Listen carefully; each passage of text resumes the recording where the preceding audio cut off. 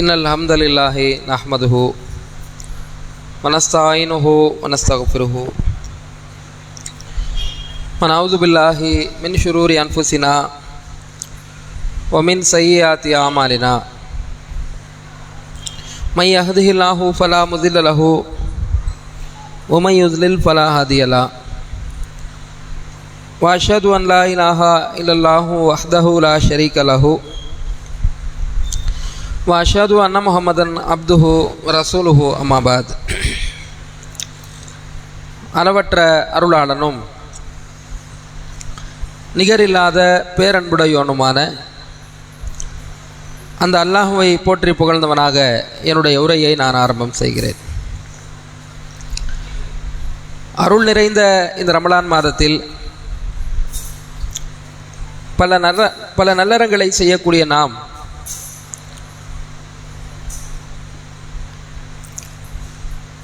இரவு தொழுகையை முடித்துவிட்டு மார்க்க ரீதியான இந்த உபதேசங்களை கேட்டு அதை நம் வாழ்வில் நடைமுறைப்படுத்த வேண்டும் என்ற உயரிய நோக்கத்தோடு இங்கே ஒன்று கொள்மிருக்கிறோம். அல்லாஹ் ரப்புல் ஆலமீன் நம்முடைய நோக்கத்தை நிறைவேற்றுவானாக என்று பிரார்த்தித்தவனமாக இஸ்லாமிய மார்க்கத்தினுடைய அடிப்படை கொள்கையாக இருக்கக்கூடிய தௌஹீத் என்ற கொள்கையையும் பின்பற்றுவதற்கு தகுதியான நபி ஸல்லல்லாஹு அலைஹி வஸல்லம் அவர்களுக்கு இறக்கி அருளப்பட்ட வஹி என்ற இறை செய்தியை மட்டுமே பின்பற்ற வேண்டும் என்ற கொள்கை எவ்வளவு அழுத்தம் திருத்தமாக இந்த மார்க்கத்தில் சொல்லப்பட்டிருக்கிறது. ஏகத்துவ கொள்கையை ஏற்றுக்கொண்ட நாம் முதலில் நாம் தூய்மைப்படுத்தி கொள்ள வேண்டியது, முதலில் நாம் சுய பரிசோதனை செய்து சரி செய்ய வேண்டியது நம்முடைய கொள்கையை தான் என்ற அடிப்படையில் தான் சில தகவல்களை நான் கூறி வருகிறேன். முந்தைய 2 தினங்களாக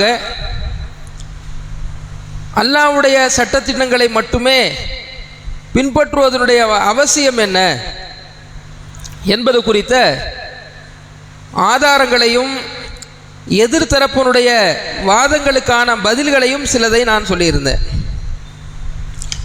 இன்றைக்கு சில தகவல்களை, ஆதாரங்களை, குர்ஆன் ஹதீஸுடைய விளக்கங்களை, சில பதில்களை எல்லாம் நான் கூற விருப்பப்படுகிறேன். முதலாவதாக ஒரு வசனத்தை சொல்லி நான் ஆரம்பிக்க ஆசைப்படுகிறேன். அல்லாஹ் ரப்புல் ஆலமீன் யூனுஸ் என்ற அத்தியாயம் 10வது அத்தியாயத்தினுடைய 15வது வசனத்தில் நபி ஸல்லல்லாஹு அலைஹி வஸல்லம் அவர்களை பார்த்து சொல்கிறார். நபிகள் நாயகம் ஸல்லல்லாஹு அலைஹி வஸல்லம் இடத்துல ஒரு காஃபிர்கள் வந்து, இறை மறுப்பாளர்கள் வந்து, குர்ஆன் வந்து இருக்கா இல்லை வேதம், இந்த குர்ஆன் வேணாம், வேற குர்ஆன் வேணும் என்று கேட்டார்களாம். குர்ஆனுக்கு பதிலாக வேற ஒரு குர்ஆனை கொண்டு வாங்க என்று கேட்டார்கள். அதே போல இதே குர்ஆன் தான் நீங்க இருக்க வேண்டும் என்று சொன்னால் கொஞ்சம் சேஞ்ச் பண்ணி கொடுங்க, கொஞ்சம் மாற்றம் செய்து கொடுங்கன்னு கோரிக்கை வைக்கிறாங்க. நபி ஸல்லல்லாஹு அலைஹி வஸல்லம் இடத்துல இந்த குர்ஆன் இல்லாத வேற குர்ஆனை கொண்டு வருமாறும், இதே குர்ஆன் தான் என்றால் இந்த குர்ஆன்ல கொஞ்சம் மாற்றுதல் கொஞ்சம் செய்து கொடுக்குமாறும் கேட்கிறார்கள். அல்லாஹ் அதற்கு ரசூலுல்லாவை சொல்லி பதில் சொல்கிறார். நபியே, நீங்கள் பதில் சொல்லுங்கள். வைதா துத்லா அலைஹிம் ஆயாத்துனா பையினாத், அதாவது நம்முடைய தெளிவான வசனங்கள் அவர்களுக்கு ஓதி காண்பிக்கப்பட்டால், காலல்லதீன லா யர்ஜூன லிகாஅனா இஅதி பி குர்ஆனின் கைரி ஹாதா, இந்த குர்ஆன் இல்லாத வேற ஒரு குர்ஆனை கொண்டு வருமாறு கோருகிறார்கள். அவ் பத்தில்ஹு, அல்லது மாற்றி கொடுக்குமாறு, சேஞ்ச் செஞ்சு கொடுக்குமாறு, மாற்றுதல் செய்து கொடுக்குமாறு கேட்கிறார்கள். நபியே, நீங்கள் அவர்களுக்கு பதில் சொல்லுங்கள். மா யகூனு லி அன் உபத்திலுஹு மின் தில்காஇ நஃப்ஸி, இது நான் மாற்றுவதற்கு எனக்கு அதிகாரம் கிடையாது. இந்த குர்ஆனை நானே மாற்றி, நானே சேர்த்து, நானே நீக்கி கொடுப்பதற்குண்டான சுய விருப்பம் எனக்கு கிடையாது இல்லையா, எனக்கு அதிகாரம் இல்லையே என்று நபியே நீங்கள் சொல்லுங்கள். இன் அத்தபிஉ இல்லாமா யூஹா இலைய, நான் பின்பற்றுவதெல்லாம் அல்லாஹ் எனக்கு எந்த வஹியை இறை செய்தியை கொடுத்திருக்கிறானோ அதைத்தான் நான் பின்பற்றுகிறேனே தவிர நான் சுய விருப்பத்தின் அடிப்படையில் சொல்லக்கூடியவன் கிடையாது என்று ரசூலுல்லாஹ் சொல்லிட்டு சொல்றாங்க. அல்லாஹ் சொல்லுகிறான், இன்னி அகாஃபு இன் அசைத்து ரப்பி அஸாப யௌமின் அதீம். நான் ஒருவேளை நான் அல்லாஹ்வுக்கு மாற்றமாக நடந்து விட்டால், ஒருவேளை நான் அல்லாஹ்வுக்கு மாற்றமாக நடந்து விட்டால் மகத்தான நாள்ல, மறுமை நாள்ல அல்லாஹ் எனக்கு வேதனை தருவான் என்றதில் நான் பயப்படுகிறேன் என்று நபியே நீங்கள் சொல்லுமாறு அல்லாஹ் ரப்புல் ஆலமீன் ரசூலுல்லாஹ்வை நோக்கி இந்த குர்ஆன் வசனத்தை அருளுகிறார். அப்போ காஃபிர்கள் வச்ச கோரிக்கை என்ன? வேற குர்ஆனை கொண்டு வாங்க, கொஞ்சம் குர்ஆனை கொஞ்சம் சேஞ்ச் பண்ணி கொடுங்க, இந்த 15வது வசனத்தை நீக்கி இந்த 14வது வசனத்தை மட்டும் கொடுங்க என்ற மாதிரிலாம் கேட்குறாங்க. இது எனக்கு எங்கப்பா அதிகாரம் இருக்கு? இது அல்லாஹ்வுடைய அதிகாரத்தில் உள்ளது. நான் சொல்லக்கூடிய இடத்துல மட்டும்தான் நான் இருக்கிறேன், நானா எல்லாம் மாற்ற முடியாதுன்றாங்க ரசூலுல்லாஹ். அப்போ நபி ஸல்லல்லாஹு அலைஹி வஸல்லம் அவர்கள் சுயமாக மாற்றுவதற்கு அதிகாரம் இல்லை என்று சொன்னால் நாம் எப்படி இந்த மார்க்கத்தில் இன்னொருத்தருடைய விளக்கத்தை சேர்ப்பதற்கு நம்ம எப்படி அதிகாரம் கிடைக்கும்? ரசூலுல்லாஹ்வுக்கே ஒரு வசனத்தை சேர்ப்பதற்கு, ஒரு வசனத்தை நீக்குவதற்கு, ஒரு கருத்தை சேர்ப்பதற்கு, ஒரு கருத்தை நீப்பதற்கு ரசூலுல்லாஹ்வுக்கே அதிகாரம் கிடையாது. இது அல்லாஹ் 10வது சூராவுடைய 15வது வசனத்தில் சொல்லி காட்டுறான். ரசூலுல்லாஹ்வுக்கே இல்லையே இந்த மார்க்கத்தில் அதிகாரம், நீங்க எப்படிங்க இந்த இமாம்களுடைய விளக்கத்தை நான் பின்பற்றுறேன், இந்த சஹாபாக்களுடைய விளக்கத்தை நான் ஏற்றுக்கொள்றேன், இவங்க குர்ஆனும் ஆதாரம், ஹதீஸும் ஆதாரம், இந்த பெரியார்களுடைய கருத்தும் ஆதாரம்னு போறீங்களே, இது எவ்வளோ பெரிய வழிகேடுன்றதை பாருங்க. இந்த மார்க்கத்தில் குர்ஆன் ஹதீஸை தாண்டி வேற எவருடைய கருத்துக்குமே, ரசூலுல்லாஹ்வுடைய சுய கருத்துக்கு கூட மார்க்கத்தில் அதிகாரம் கிடையாது. அந்த மாதிரி ஒரு கொள்கையை அல்லாஹ் நமக்கு கொடுத்துருக்குறான். இது சில சம்பவங்கள், சான்றுகளை சொல்ல விருப்பப்படுறேன். முதலாவது சான்று, நீங்கள்லாம் பரவாயில்ல கேள்விப்பட்ட செய்தி நினைக்கிறேன், ஆனாலும் ஆதாரத்தோடு சுட்டி காட்டுறேன். ரசூலுல்லாஹ்வுக்கு தேன் பிடிக்கும், தேன் அதிகமாக சாப்பிடுவாங்க. ரசூலுல்லாஹ் 11 மனைவி ரசூலுல்லாஹ்வுக்கு. ஒவ்வொரு மனைவி வீட்டில் ஒரு நாள் தங்குவாங்க இல்லையா? அப்படி தங்கும் பொழுது தேன் சாப்பிடுவதற்காகவே ரசூலுல்லாஹ் ஸைனப் அவர்களுடைய வீட்டுக்கு போயிட்டு வருவாங்க. இது மற்ற மனைவிமார்களுக்கு பிடிக்கல. அது என்ன, இந்த நாளில் இந்த ஆயிஷா வீடுனா ஆயிஷா வீட்டில் தானே இருக்கணும், இந்த நாட்டில் ஹப்சாவுடைய வீட்டில் இருக்கணும்னா ஹப்சாவுடைய வீட்டில் தானே இருக்கணும், இந்த நாளில் ஸைனபுடைய வீட்டில் இருக்கணும்னா ஸைனபுடைய வீட்டில் தானே இருக்கணும். இது என்ன தேன் சாப்பிட்றதுக்கு மட்டும் டெய்லி அந்த மனைவி வீட்டுக்கு போயிட்டு வர்றது என்று அதாவது அபூபக்கருடைய மகள் ஆயிஷா ரலியல்லாஹு அன்ஹா, உமருடைய மகள் ஹப்ஸா ரலியல்லாஹு அன்ஹா, 2 பேருக்குமே ஒரு முடிவு பண்ணுறாங்க. ரசூலுல்லாஹ் தேன் சாப்பிட்டு வருவாங்க, என் வீட்டுக்கு வந்தாலும் ஒரே பதில், உன் வீட்டுக்கு வந்தாலும் ஒரே பதில் சொல்லணும்னு முடிவெடுத்து பதில் சொல்கிறாங்க. முதல்ல வர்றாங்க ரசூலுல்லாஹ், என்ன உங்கள் மேலே கருவேலம் பிசினுடைய துர்நாற்றம் அடிக்குதுன்றாங்க. ரசூலுல்லாஹ் சொல்கிறாங்க, நான் தேன் தானே சாப்பிட்டு வந்தேன் அப்படின்னு போகிறாங்க. இன்னொரு மனைவி வீட்டுக்கு போனால் அவங்களும் சொல்கிறாங்க, கருவேலம் பிசினுடைய துர்நாற்றம் அடிக்குதே, நான் தேன் தான் சாப்பிட்டேன், இதுக்கு பிறகு நான் தேனே சாப்பிட மாட்டேன்னு முடிவு எடுக்கிறான். இதற்கு பிறகு நான் தேனே சாப்பிட மாட்டேன் என்று ரசூலுல்லாஹ் முடிவு எடுக்கிறாங்க. அப்போ அல்லாஹ் குர்ஆன் வசனத்தை இறக்குகிறான். 66வது அத்தியாயம் 1வது வசனத்தை அல்லாஹ் இறக்குகிறான். யா அய்யுஹன் நபி லிம துஹர்ரிமு மா அஹ்லல்லாஹு லக தபுதகி மரதாத் அஸ்வாஜிக். நபியே, அல்லாஹ் ஹலாலாக்கிய ஒன்றை உங்களுடைய மனைவிமார்களுடைய திருப்திக்காக எப்படி நீங்கள் ஹராமாக்கலாம், எப்படி நீங்கள் ஹராமாக்கினீர்கள் என்ற வசனம் இறங்க பெறுகிறது. இப்போ ரசூலுல்லாஹி ஸல்லல்லாஹு அலைஹி வஸல்லம் அவர்கள் அல்லாஹ் சொல்லலை இந்த விஷயத்தை, தேன் ஹராம் என்று அல்லாஹ் சொல்லலை, தேன் சாப்பிடக்கூடாது என்று அல்லாஹ் சொல்லவில்லை. ரசூலுல்லாஹ் சுயமா இறை தூதர் என்ற முறையில் இல்லாம மனிதர் என்ற முறையில் சாப்பிட மாட்டேன்னு முடிவெடுக்கிறாங்க. அல்லாஹ் வசனத்தை இறக்கி உனக்கு இந்த அதிகாரம் கிடையாது என்று இறக்குகிறான். என்றால் இந்த மார்க்கத்தில் ஒருத்தருடைய இறை தூதருடைய சுய கருத்து மார்க்கம் ஆகாது என்றால் மற்ற இமாம்களுடைய கருத்து எப்படி மார்க்க ஆதாரமாகும், மற்ற சஹாபாக்களுடைய கருத்து எப்படி மார்க்க ஆதாரமாகும்? இது ஒரு முக்கியமான ஆதாரங்க. இது 66வது அத்தியாயம் 1வது வசனத்தில் இருக்கிறது. இது புகாரியில் 5213 67வது இலக்கத்தில் இந்த ஹதீஸு பதியப்பட்டிருக்கு. அதே மாதிரி ரசூலுல்லாஹி ஸல்லல்லாஹு அலைஹி வஸல்லம் ஒரு விருந்தில் போய் உட்கார்றாங்க. அந்த விருந்தில் அவங்களுக்கு நிறைய பொருட்கள், உணவுப் பொருட்கள் பரிமாறப்படுது. அதில் உடும்பு கறியும் பரிமாறப்படுது. ரசூலுல்லாஹ் கிட்ட சொல்லணும் என்பதற்காக சொல்கிறாங்க, இது உடும்பு கறி அப்படின்றாங்க. இது உடும்பு கறி தான், வைக்காதீங்க அப்படின்றாங்க. எனக்கு வேணாம் அப்படின்றாங்க. அப்போ கேட்குறாங்க, இது ஹராமா? அல்லாஹ்வுடைய தூதரே வேணான்றீங்களே, இது ஹராமா என்று கேட்கிறார்கள். ஹராம் இல்லை, நான் வாழக்கூடிய பிரதேசத்தில் பூமியில் அது இல்லை, உடும்பு கிடையாது, எனக்கு வேணாம் அப்படின்றாங்க. ஹாலித் பின் வலீத் தான் இதை கேட்குறார். கேட்குறவர் யாரு? Khalid bin Walid. ரசூலுல்லாஹ்க்கு வச்ச பங்கையும் சேர்த்து அவர் வச்சு சாப்பிட்டுறார். ரசூலுல்லாஹ் அவரையே பார்த்துக்கிட்டு இருக்கிறாங்க. இவர் சாப்பிட்றதையே ரசூலுல்லாஹ் பார்த்துக்கிட்டு இருக்கிறாங்க. இதை நீங்கள் புகாரியில் 5391வது இலக்கத்தில் பார்க்கலாம். இது என்ன காட்டுது? ரசூலுல்லாஹி ஸல்லல்லாஹு அலைஹி வஸல்லம் அவர்களுக்கு உடும்பு கறி பிடிக்கல. உடும்பு கறி பிடிக்கவில்லை என்று சொன்னால் ஹராமாக்க முடியுதா? ரசூலுல்லாஹ்வால ஹராமாக்க முடியலை. ரசூலுல்லாஹ் இறை தூதருடைய இடத்துல இருக்கிறாங்க, அல்லாஹ்வுடைய நபியினுடைய இடத்துல இருக்கிறாங்க.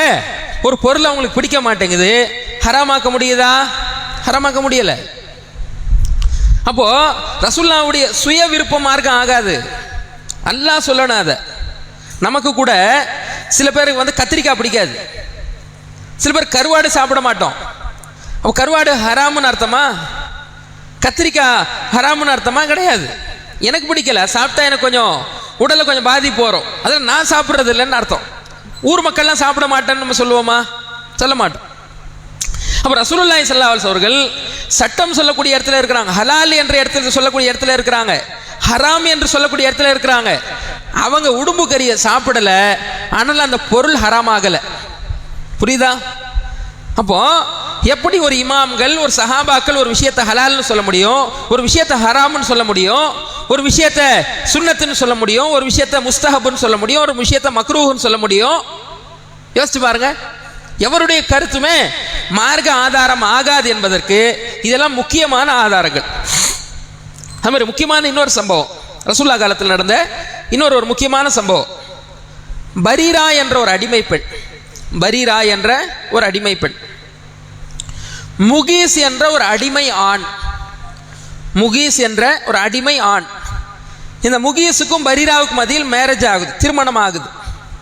முகீஸுக்கும் பரீராவுக்கு மத்தியில் திருமணம் ஆகிவிட்டது. இந்த அம்மா என்ன செய்கிறாங்க? குலா கொடுத்துட்றாங்க, டைவர்ஸ் குலா கொடுத்துட்டு உன் கூட இதுக்கு மேலே நான் சேர்ந்து வாழ மாட்டேன்றாங்க. இவர் என்ன செய்கிறார் தெரியுமா? தெரு தெருவா சுத்துறாரு. உன் கூட சேர்ந்து வாழ்றமா, சேர்ந்து வாழ்றமா, சேர்த்துக்க சேர்த்துக்க சேர்த்துக்கன்னு சொல்லி தெரு தெருவா அலைகிறார். யாரு? முகீஸ். ரசூலுல்லாஹ் இப்னு அப்பாஸ் கிட்ட சொல்றாங்க, இது என்னப்பா ஆச்சரியமா இருக்கு, அந்த அம்மா வேணாம் வேணான்னு போகுது, இவர் வேணும் வேணும்னு போறாரு, பின்னாடியே போறாரு அப்படின்றாங்க. உனக்கு எனக்கே ஆச்சரியமா இருக்குது என்று வந்து ரசூலுல்லாஹ்வே கவலைப்பட்டு அந்த பரீரான்ற பெண்ணை கூப்பிடுறாங்க, இங்க வா, இவர் கூட நீ கொஞ்சம் சேர்ந்து வாழுமான்றாங்க. ரசூலுல்லாஹ் சொல்றாங்க, சேர்ந்து வாழு அப்படின்னு சொல்லி அவரை பார்த்து சொல்றாங்க. சொன்னா அவங்க என்ன சொல்கிறார்கள் என்றால், அல்லாஹ்வுடைய தூதரே நீங்க சொல்றீங்களே, தாமுருனி, நீங்க கட்டளையா சொல்றீங்களான்னு கேட்குறாங்க. கட்டளை இடுகிறீர்களா, ஆர்டராக கட்டளையாக சொல்கிறீர்களா அப்படின்னு கேட்குறாங்க. ரசூலுல்லாஹ் புரிஞ்சுக்கிட்டு பதில் சொல்றாங்க, கிடையாது. இன்னமா அன் அஷ்ஃபவு ஃபீஹி, நான் பரிந்துரை தான் செய்தேன், நான் ரெக்கமெண்டேஷன் தான் செஞ்சேன், பரிந்துரை தான் செய்தேனே தவிர கட்டளையிடவில்லை. இப்போ அவங்க சொல்றாங்க, லா ஹாஜத்லி ஃபீஹி, உங்க பரிந்துரை எனக்கு தேவை கிடையாது என்று அவங்க சொன்னாங்கன்னு வருது. இது படித்தா சாதாரணமாக உங்களுக்கு தெரியுது. இதனுடைய கான்செப்ட் என்ன தெரியுமா?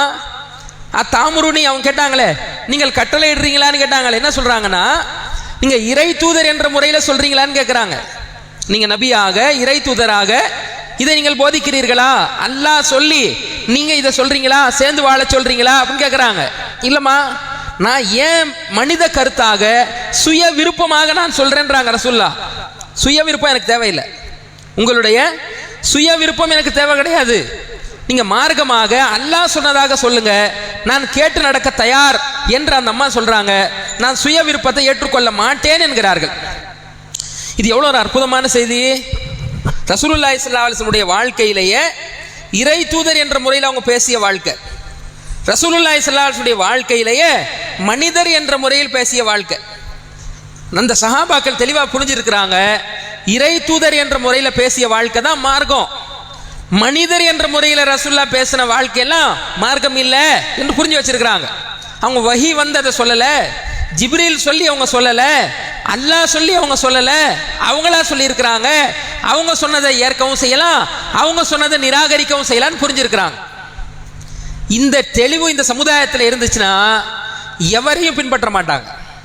ரசூலுல்லாஹி ஸல்லல்லாஹு அலைஹி வஸல்லம் அவர்களை தவிர வேற யாரையுமே பின்பற்ற மாட்டாங்க. அந்த சஹாபாக்களுக்கு அவ்வளவு தெளிவு இருக்கிறத நம்ம பார்க்குறோம். இது வந்து நீங்கள் புகாரியில் 5280, 5281, 5282 செய்தியில் புகாரியில் பார்க்கலாம். ஆச்சா, அதே மாதிரி ரசூலுல்லாஹ் மக்காலேருந்து மதீனாவுக்கு ஹிஜ்ரத் மேற்கொண்டு வர்றாங்க இல்லையா?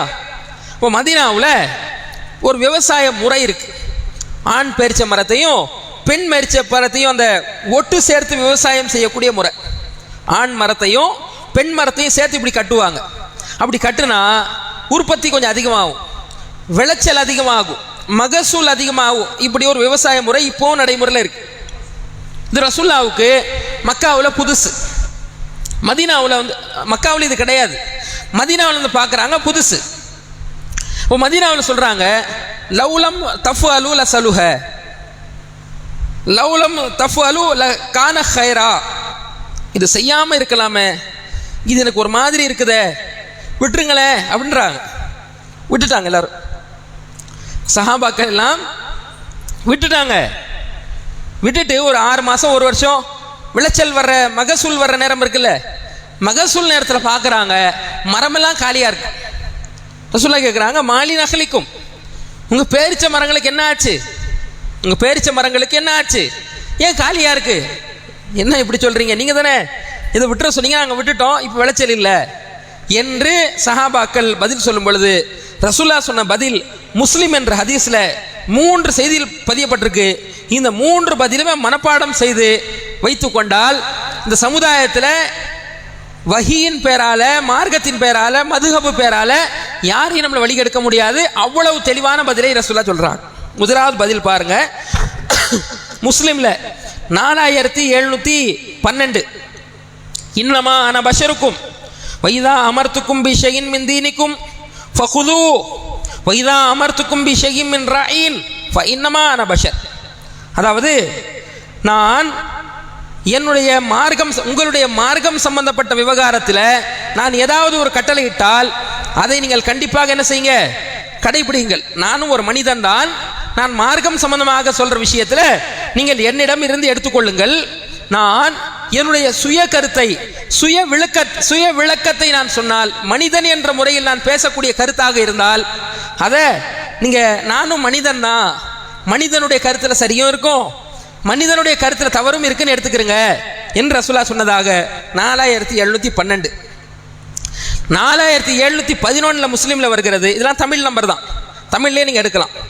ஃபலா துஆஹிதுனி பிதன்னி வலாக்கின்ன ஹத்தஸக்கும் அனில்லாஹி ஷையா ஃபகுது பிஹி.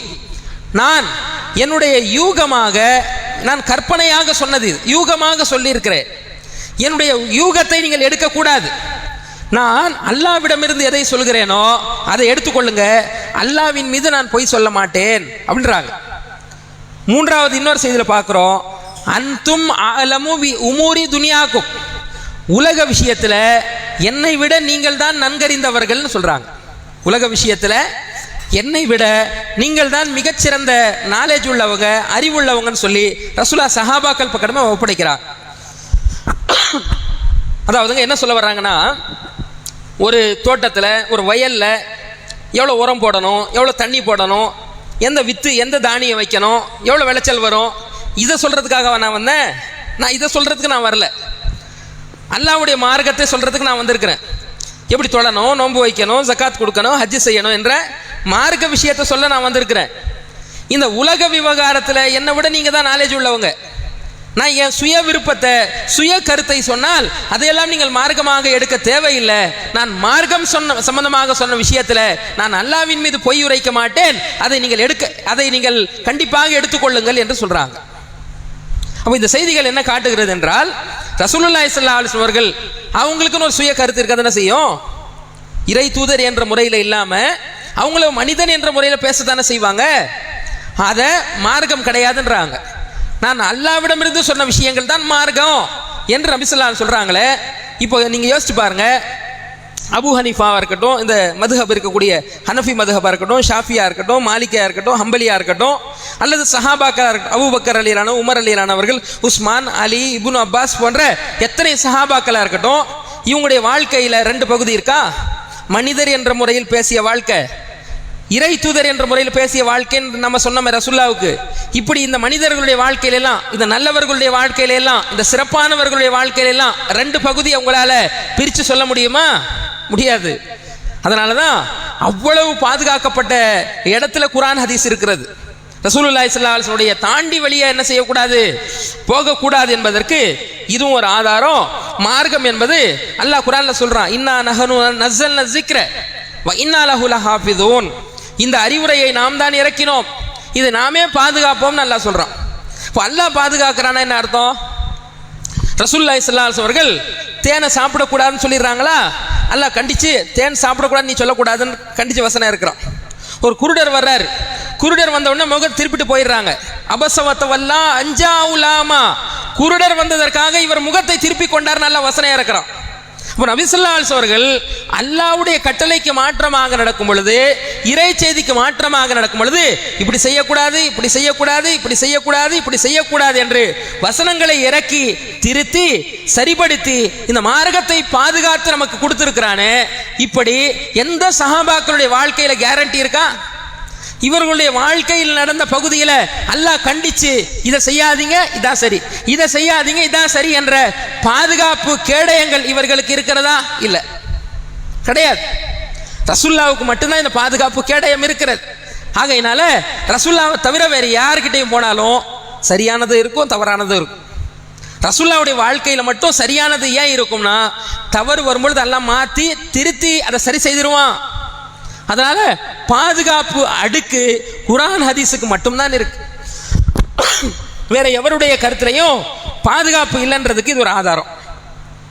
அதுக்கு அடுத்துங்க சில சம்பவங்களை பாருங்க. நான் சில விஷயங்களை சொல்லி காட்டுறேன். நபி தோழர்களும் மனிதர்கள் தான், அவங்க நபி கிடையாது. இறை செய்தி அவங்களுக்கு வராது, வஹி வராது. அவங்க மனிதர் என்ற முறையில் சில தவறுகளை செஞ்சிருக்கிறாங்க. இதை ஏன் சுட்டி காட்டுறோம் தெரியுமா? பின்பற்றக்கூடியவங்களை மாறிடுறாங்களே, பின்பற்றக்கூடியவங்க உருவாயிருக்கிறாங்களே, அதை சுட்டி காட்டுறதுக்கு. இந்த சஹாபாக்களை டேமேஜ் பண்றது கிடையாது, நம்மளை விட தெரியாமல் இருக்கிறாங்க மட்டம் தட்டுறது கிடையாது. பின்பற்றீங்களப்பா நீங்க, இப்படி போனா உங்க வழிகேட்டில் போயிருவீங்க என்று சொல்றதுக்காக. முதலாவது ஆதாரம் பாருங்க. உமர் ரலியல்லாஹு அன்ஹு அவர்கள் என்ன செய்யறாருன்னா, தலாக் தலாக் தலாக் அப்படின்ற முறை இருக்குல்ல, தலாக் தலாக் தலாக். இப்போ கூட சுன்னத் ஜமாத்துல இது சட்டமா இருக்கு. எந்த அளவுக்கு சட்டமா இருக்குன்னா, இதை கண்டிச்சு பாசிச அரசாங்கம், மோடி அரசாங்கம் சட்டம் கொண்டு வரக்கூடிய அளவுக்கு இவங்க கிட்ட நடைமுறையில் இருக்கு. தலாக் தலாக் தலாக்னு கொடுத்துட்டா அது முடிஞ்சிடும், இதுக்கப்புறம் சேரவே முடியாது. 3 முறை சொல்லிட்டீங்கல்ல, 3 முறை தலாக் சொல்லிட்டீங்கல்ல, ஒரே நேரத்தில் தானப்பா சொன்னாங்க, 3 தவணையிலையா சொன்னாங்க என்று கேட்டாலும் பதில் கிடையாது. இஸ்லாம் என்ன சொல்லுதுன்னா, ஒரு தலாக் இப்போ சொல்லி 3 மாத விடாய் கழிச்சு இன்னொரு தலாக் சொல்லி 3 மாத விடாய் கழிச்சு இன்னொரு தலாக் சொன்னாதான் அது நிறைவடையும் சொல்லுது. இவங்க என்ன சொல்றாங்கன்னா, 3 தவணைகளையும் ஒன்றாக சேர்த்து தலாக் தலாக் தலாக் என்று பேர் சொல்லிட்டா முடிஞ்சிடும், அவங்க கணவன் மனைவியா சேரவே முடியாதுன்றாங்க. சுன்னத் ஜமாத்துல இப்போ கூட இது சட்டமா இருக்கு. இதனுடைய முன்னோடி யாருன்னு கேட்டா உமர் ரலியல்லாஹு அன்ஹு அவர்கள். உமர் ரலியல்லாஹு அன்ஹு அவர்கள் தான் இது முஸ்லீம்ல 2932வது செய்தியில் இருக்கு. மக்களை பார்க்கிறார். அவருடைய எந்த அளவுக்குனா, கானத் தலாக்கு சலாக்கு சலாஸ், இந்த தலாக்கு 3 சொல்லக்கூடிய முறை ரசூலுல்லாஹ் காலத்தில், அபூபக்கருடைய காலத்தில், உமருடைய ஆரம்ப 2 ஆண்டு ஆட்சியில் ஒரு தலாக்காக தான் இருந்துச்சு. தலாக் தலாக் தலாக்குன்னு சொன்னா அது ஒரு தலாக்காகத்தான் கருதப்பட்டு வந்தது. உமர் என்ன செஞ்சார்னா, ஏன்பா அவசரப்படுறீங்க, 3 தவணையில் சொல்ல வேண்டியதை ஒரே தவணையில் ஏன்பா சொல்றீங்க என்று கேட்டுட்டு சட்டமாக்கிடுவேன். 3 தலாக் சொன்னீங்க, ஒரே அது 3 தலாக்கா நான் எடுத்துக்கிடுவேன், நீங்கள் இதுக்கப்புறம் சேரவே முடியாது என்று சொல்லி அம்தைனாஹு அலைஹிம், அதை சட்டமாக ஆக்கி விட்டார்னு வருது. இந்த யார் ஆக்கினது? உமர் ரலியல்லாஹு தான் ஆக்கினார். அந்த ஹதீஸ்ல வருது. ரசூல்லா காலத்தில் இது இல்லை. ரசூல்லா காலத்தில் மட்டும் இல்லையா, அபூபக்கருடைய ஆட்சியில் இது இல்லை. அபூபக்கர் ஆட்சியில் மட்டும் கிடையாது, உமர் ரலியல்லாஹுடைய ஆரம்ப 2 ஆண்டு ஆட்சி காலத்திலும் இது இல்லை. புரியுதா? அப்போ இது அவர் மனிதர் தானே. உமருடைய நாவில் அல்லாஹ் பேசுகிறான் ரசூல்லா சொன்னாங்க. உமருடைய நாவில் அல்லாஹ் பேசுகிறான். ஒரு பாதையில் நீங்கள் போனால் ஷைத்தான் இன்னொரு பாதையில் போகிறான்லாம் சொன்னாங்க ரசூல்லா உமரை பற்றி. அந்த உமர் இப்படி செஞ்சார், என்ன அர்த்தம்? வஹி வராது, அவருக்கு இறைச்செய்தி வராது, அல்லாஹ் கண்டிச்சு வசனம் இறக்க மாட்டான். அதனால எந்த மனிதனையும் பின்பற்றக்கூடாது என்பதற்கு தான் இது ஆதாரம். புரியுதா இல்லையா? முதலாவது. 2வது பாருங்க, தயமம் இருக்கா இல்லையா? தயமம் ரசூல்லா என்ன சொன்னாங்கன்னா, தயமம் செய்யறதா இருந்தா 2 கையில் மண்ணில் அடித்து வாயில் ஊதணும் அல்லது இப்படி தட்டணும். வாயில் ஊதணும் அல்லது தட்டி முகத்தை இப்படி தடவிக்கொள்ளணும். அதுக்கப்புறம் முன் கையை இப்படி தடவிக்கொள்ளணும். இதான் தயமம். தயமத்துடைய முறை சம்பந்தமாக ரசூல்லா சொல்லும் பொழுது இப்படி 2 கையை மண்ணில் தட்டி அதை வாயில் ஊதி முகத்தையும் கையை தடவிக்கொள்ளணும், அல்லது கையை முதல்ல அதுக்கப்புறம் முகத்தடவிகள் 2 முறையில் ஹதீஸ் வருது. இது சம்பந்தமா அம்மார் ரலியல்லாஹு அவர்கள் ஒரு சபையில் இருக்கிறார், உமரும் அங்கே இருக்கிறார். ஒரு சபையில் உமரும் இருக்கிறார், அம்மாரும் இருக்கிறார். அங்கே ஒரு கேள்வி கேட்கப்படுது. என்ன கேள்வினா, தண்ணி கிடைக்கலன்னா அவங்க என்ன செய்யணும்? தயமம் செய்யணும்னு சொல்லி யார் சொல்கிறா? அந்த அம்மார் ரலியல்லாஹு அவங்க சொல்லும் பொழுது உமர் ரலியல்லாஹு வேற ஒரு ஃபத்வா கொடு. தண்ணி கிடைக்கிற வரைக்கும் தொழவே கூடாதுன்றார். தண்ணி கிடைக்கிற வரைக்கும் தொழவே கூடாதுன்ற மாதிரி பேசுகிறார். இதை நீங்கள் புகாரியில் முஸ்லீமில் 603வது செய்தியில் பார்க்கலாம். சரியா? அப்போது அம்மார் சொல்கிறாரு, என்னங்க மறந்துட்டீங்களா? உமர் அவங்ககிட்ட சொல்கிறார், மறந்துட்டீங்களா? நீங்களும் நானும் ஒரு பயணத்தில் இருந்தோம், குளிப்பு கடமை ஏற்பட்டுருச்சு. அப்போ நீங்கள் தொழலை, நான் என்ன செஞ்சேன் தெரியுமா? மண்ணில் இப்படி ஒரு புரண்டு அப்படி ஒரு புரண்டு எடுத்து நான் தொழுதேன். இப்படி நாங்கள் செஞ்ச விஷயத்தை ரசூல்லா கிட்ட போய் சொன்னோம். இப்போ ரசூல்லா சொன்னாங்க, ஏன்பா மண்ணிலெல்லாம் புரண்டிங்க? 2 கையில் முன் கை எடுத்து மண்ணில் அடித்து அதை உஃப்னு ஊதி முகத்தையும் கையை தடவிட்டா போதுமானது தானே, ஏன் புரண்டிங்கன்னு ரசூல்லா கேட்டாங்களே, இதை நீங்கள் மறந்துட்டீங்களா என்று யார் கேட்குறா? அம்மார் ரலியல்லாஹு உமர் கிட்ட கேட்குறார். உமர் என்ன சொல்லணும்? அப்படியே அப்போ ரசூல்லா சொல்லியிருக்காங்களா? சொல்லணும்ல. அவரும் அந்த சபையில் இருந்திருக்கார். அவர் சொல்கிறாரு, இத்தக்கில்லா யா அம்மார், அல்லாவை பயந்துக்க அம்மாருன்றார். இது சம்பவமே அவர் மறந்துட்டார். இப்படி ஒரு சம்பவம் நடந்ததையே மறந்துட்டார்.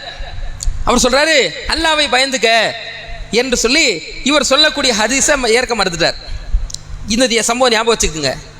இதே மாதிரி இப்னு மசூத் கிட்ட கேட்குறாங்க. இப்னு மசூத் கிட்ட ஒரு ஃபத்வா கேட்குறாங்க. ஒருத்தர் குளிப்பு கடமையானவராக இருக்கிறார், தண்ணி கிடைக்கல. குளிப்பு கடமையான நிலையில் ஜுனுபாக இருக்கிறாரு, தண்ணி கிடைக்கல. 1 மாதமானா கூட அவர் தண்ணி கிடைச்சிட்டு தண்ணியில் குளிச்சுட்டு தான் தொழணுன்றார். யாரு? இப்னு மசூத். இன்னும் 1 மாதமாக தொழக்கூடாதான், தண்ணி இல்லைன்னா தயமம் கூட செய்யக்கூடாதா, குளிச்சுட்டு தான் தொழணுமா அப்படின்னு ஆச்சரியமாக கேட்குறாங்க இப்னு மசூத் கிட்ட. அதுதான் அம்மாருடைய செய்தி இருக்காங்கன்றாங்க. அதை தான் உமர் மறுக்கிறாருன்றார். அவர் அம்மாருடைய ஹதீஸ் இருக்க அப்படின்னு சொன்னால் அதை தான் உமர் மறுக்கிறார்ல அப்படின்னு சொல்லி இப்னு மசூத் ரலியல்லாஹு அவர்கள் மேற்கோள் காட்டுறாரு. இவங்க இன்னும் விடலை. இவர்கிட்ட கேட்குறாங்க, நீங்கள் உமர் அம்மார் செய்தியெல்லாம் விட்டுருங்க, குரானில் மாயிதா என்ற அத்தியாயத்தில் அல்லாஹ் சொல்கிறான், ஃபலம் தஜிது மாஅன் ஃபதயம்மமு ஸஈதன் தய்யிபா. குரானில் அல்லாஹ் சொல்கிறான், உங்களுக்கு தண்ணி கிடைக்கவில்லை என்று சொன்னால் தூய்மையான மண்ணை தொட்டு தயமம் செய்து கொள்ளுங்கள், குரான்ல இருக்க அப்படின்னு கேட்குறாங்க. யார்கிட்ட கேட்குறாங்க? இப்னு மசூத் கிட்ட கேட்குறாங்க. தூய்மையான மண்ணை தொட்டு நீங்கள் தயமம் செய்து கொள்ளுங்கள், குரான்ல மாயிதா என்ற அத்தியாயத்தில் இருக்க வசனம் இருக்கன்னு கேட்டா இவர் சொல்கிறார் பதில். என்ன சொல்றாருன்னு கேட்டா, இதை நம்ம அனுமதி கொடுத்தோன்னு வைங்க, லா அவுஷக இதா பரத அலைஹிமுல் மா ஐயத்தை தம்மமு பிஸ்ஸஈத். மக்களுக்கு நாம் இதை அனுமதி கொடுக்க ஆரம்பிச்சா குளிர் எடுக்குதுன்ற காரணத்துக்காக எல்லாம் தயமம் பண்ண ஆரம்பிச்சிருவாங்க. இந்த வசனத்தை எடுத்து சொல்லி காட்டுறாங்க, இதை சட்டத்தை நாம் அனுமதி கொடுத்தா என்ன சொல்லுவாங்க மக்கள்? குளிர் அடிக்குது, அதனால தான் நான் ஒழு செய்யலை, மண்ணை தொட்டு தயமம் பண்ணிட்டு வந்துட்டேன் என்று சின்ன சின்ன காரணங்களுக்காக எல்லாம் மக்கள் என்ன செய்வாங்க? ஒழு செய்ய மாட்டாங்க, மண்ணை தொட்டு தயமம் பண்ணிட்டு வந்துருவாங்கன்னு சொல்லி மறுக்கிறார். அப்போ ஒரு ஹதீஸை இப்னு மசூத் மறுக்கிறார், ஒரு குர்ஆன் வசனத்தை சுட்டி காட்டினாலும் மறுக்கிறார். அவர் குளிப்பு கடமையான நிலையில இருந்து தண்ணீர் கிடைச்சு குளிச்சுட்டு தான் தொழணும், அவர் தண்ணி கிடைக்கலனா அவர் தொழ முடியாது என்ற அடிப்படையில் சட்டம் சொல்லி இருக்கிறார். இதை முஸ்லிம்ல நீங்க 601வது ஹதீஸ்ல பார்க்கலாம். யோசிச்சு பாருங்க, மனித கருத்துக்கள் மார்க்கம் ஆகாது. அவங்க எவ்வளவு பெரிய சிறந்தவங்களா இருந்தாலும் சரிதான் நம்ம சொல்றோமே, இந்த தவறுகள்லாம் சுட்டி காட்டுறது காரணம் என்ன? உமர் ரலியல்லாஹு அவர்கள் 3 தலாக் அல்லாஹ்வுக்கு மாற்றமாக, ரசூலுல்லாஹ்வுடைய வழிமுறைக்கு மாற்றமாக ஒரே நேரத்தில் 3 தலாக் சொன்னா சட்டமாக்கி இருக்கிறார். இப்னு மசூத் அவர்கள் தண்ணி கிடைக்கலனா தயமம் செய்ய வேண்டும் என்ற சட்டத்தை சட்டமாக்கி இருக்கிறார்.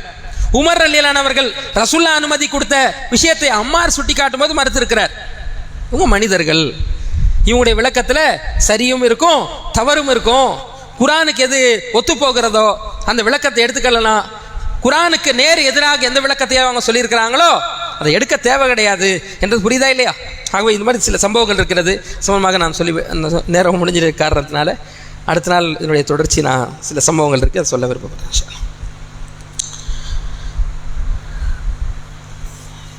கேள்வி கேட்கணுமா?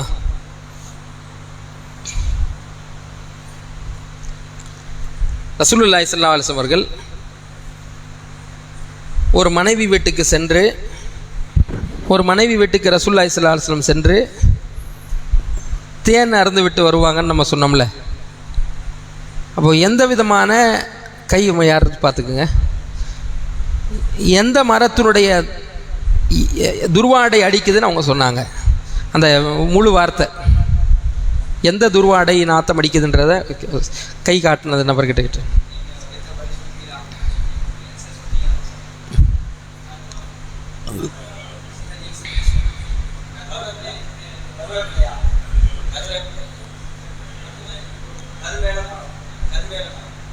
கருவேல மரம். இன்னும் வேற யாருன்னா சொல்றாங்களா பாருங்க, கடைசியில் பார்க்கலாம்.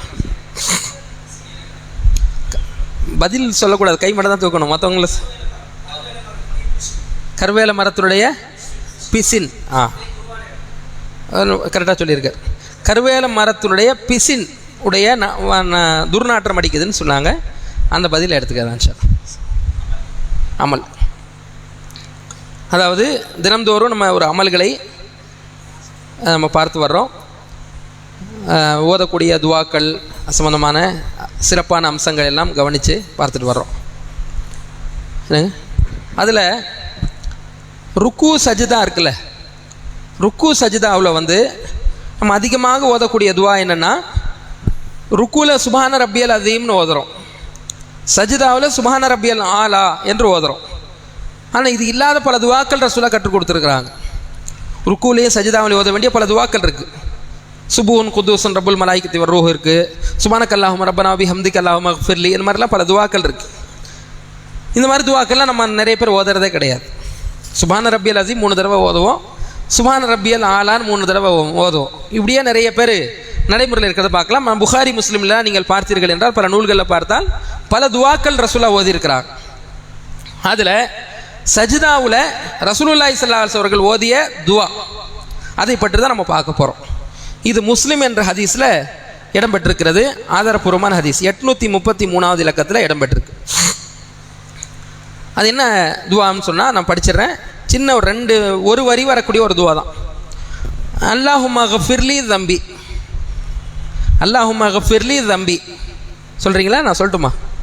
நீங்கள் சொல்கிறீங்களா? அல்லாஹும்ம கஃபிர்லி தம்பி, அல்லாஹும்ம கஃபிர்லி தம்பி,